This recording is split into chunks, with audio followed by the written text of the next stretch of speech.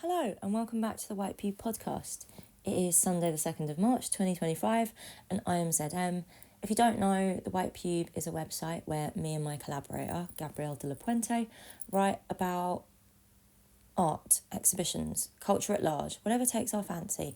We publish a text every single Sunday on thewhitepube.com or .co.uk, and this podcast feed is where we put the audio versions of those texts so you can listen to us read our own words in our own voices, which might be a bit more personable if you prefer reading with your ears rather than your eyes, which I do. So whoever you are, wherever you're listening, I hope you enjoy this. This week's text is a review of Athen, Kardashian and Mhach Durban's show Much Love I Leave Behind at Indigo plus Mada. I went along to an artists in conversation Q&A thing they did on Valentine's Day with Dal Choda, and I actually wasn't planning necessarily. I was kind of planning about, I find it really difficult. I'm kind of surprised that I felt this pull to write about this show because, to be completely straight up, full disclaimer, I really love their work. Like, I'm a fan. It's really hard to be a critic when I love something in this completely wordless way. Their work speaks in this like very specific image language, aesthetic language, that just, it has energy. It appeals to me. I feel like this gravitational pull towards it because, I'm a British Asian girly that grew up in London in the 90s, and that's what their image language is speaking to. So I'm... on one hand, it's surprising that I've not written about their work before, but on the other hand, I completely understand why I haven't, because, I find it really hard to pull the threads of that enjoyment, translate it into words, and also I feel like sometimes putting things into words kind of like it crunches up my enjoyment. Like it doesn't. Sometimes I feel like when I write about something, I resolve it, and so I like it a bit less because it's less complicated or it's more comprehensible to me. I'm always wary of what I write about, especially if I love it. So, all those complicated feelings going in, I always say that I'm not entirely happy with the way that this text has landed. I've tried to write about one specific work and be very careful with how I handle approaching or like stepping on the toes of my own wordless enjoyment, but not to undermine the text before I even start reading it. I will also say that I'm aware that the last text I published 2 weeks ago was about, the increased prevalence of found objects in contemporary art at the moment, and Athen and Nina have a practice that is concerned with the found object. I just want to clarify that this isn't hypocrisy. I'm not contradicting myself. I did mention that there are a bunch of artistic practices that use found objects that I'm like, I feel a lot of tender love and affection towards. And this is one of those. I think this is doing something a bit different outside of that wider, more abstract, unwieldy conversation I was having 2 weeks ago. But yeah. All of that said, this is now a self-indulgently long intro. I'll get straight to reading the text, but stay tuned until the end and I will give you an emoji to comment on the Instagram post for this.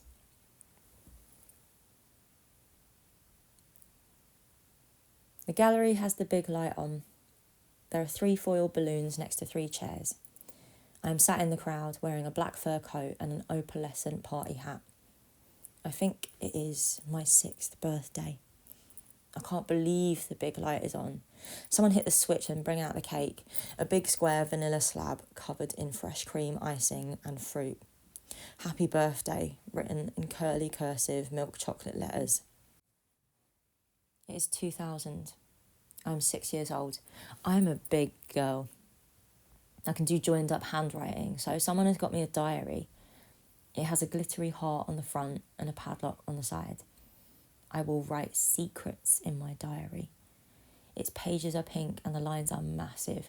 I will write my secrets in my diary. Yeah. No one can look at my diary. It's secret. I also got glittery gel pens. smelly gel pens, and a pen with a snow globe insert. Little fish swim up and down the blue liquid of my biro. It's my birthday. Good presents. I can't wait for the cake. I'm in the gallery, Indigo plus Madder, for Athen Kardashian and Mhach Durban's exhibition, Much Love I Leave Behind. The gallery has a little courtyard boxed in by a window. It's like an open-air vitrine, only a couple metres wide. I can't stop glancing over at it. The most enigmatic artwork is locked away inside. A pile. Tins of Alfonso mango pulp, Kessa, Rubicon fizzy mango, lychee drinks in screw cap bottles. All of it is in bulk, plastic wrapped from the cash and carry. The pile is like an offering, propping up an image.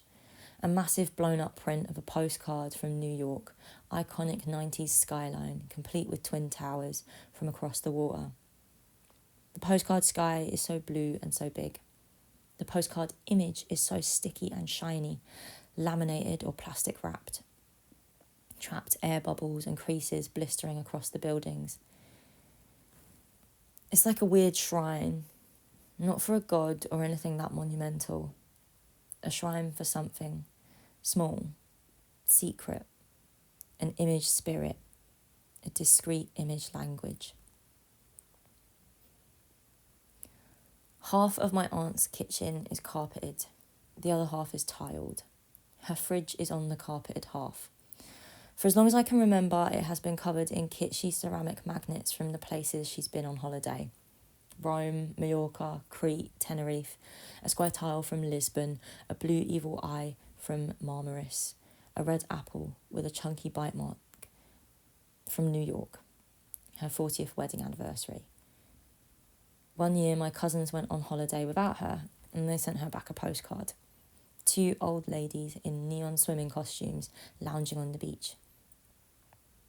That's been on her fridge since before I was even alive. It is soft around the edges, its corners are rounded.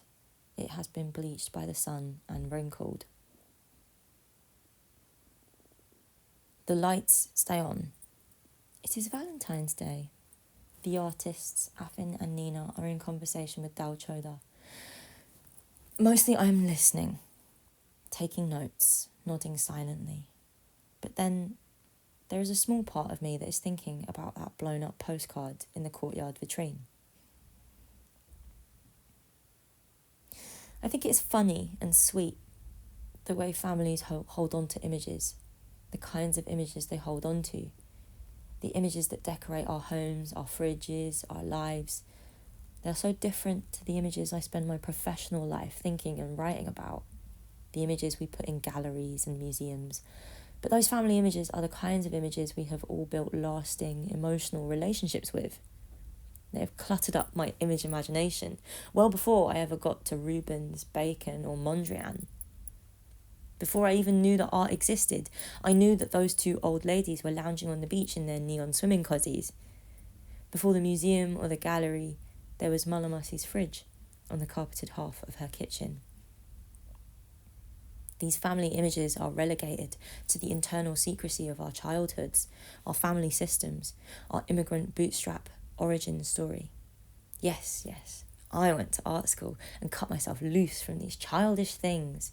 I write art criticism for a website. I visit galleries and think intellectual thoughts about art's conceptual turn. I have no time for sentimentality. But I'm also 6 years old. Fish swimming in my biro, rearranging magnets and writing secrets in my pink diary with the glittery heart.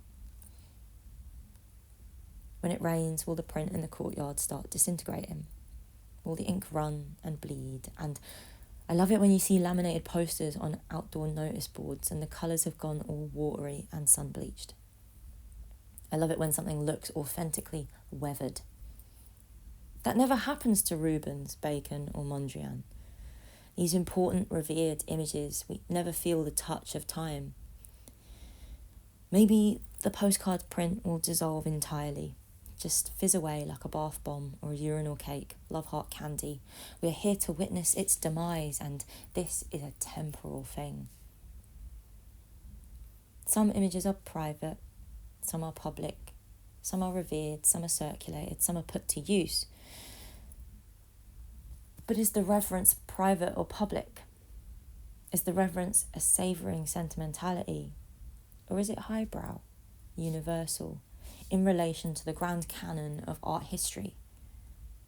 In this context, a commercial gallery full of contemporary art, the postcard in the courtyard is both. The artists are using found images, found objects, found materials, stuff that speaks to this private, sentimental reverence. They blow it up to make it palpable, cartoonish, inescapable. It is recreating the thing from within, conditioning it into something that feels like contemporary art, that monumental god, but isn't entirely. Maybe half and half. Half contemporary art, half carpet, half tile, half monument to the small image spirits that live on the surface of every family fridge. A shrine for the shared image language of Gujarati aunts in Harrow. And there you go. That is the text. It is only small. But I just wanted to write towards that enigmatic pull I felt from that postcard in the vitrine in the courtyard. And I know that the show closed yesterday, which I am sorry about. I should have published this a bit earlier. But I will also put some pictures from the rest of the show on the website. So hopefully, if you didn't get to see it, you can see it vicariously through my phone camera lens. But yeah, there you go. Short and sweet. That's your Sunday text. Thank you very much for listening. Please, if you have made it to the end, can you leave a lipstick emoji or a kiss emoji? Like, you know, the little kiss mark, the kiss print on the Instagram post. And that way I will know who has been listening to me whittering on, who prefers to read with their ears and not with their eyes. Because it's just nice to break the seal and put names and faces to Instagram apps, because Instagram is so not real life. And yeah, both me and Gab feel increasingly woozy about it all. But there you go. Thank you for listening. Goodbye.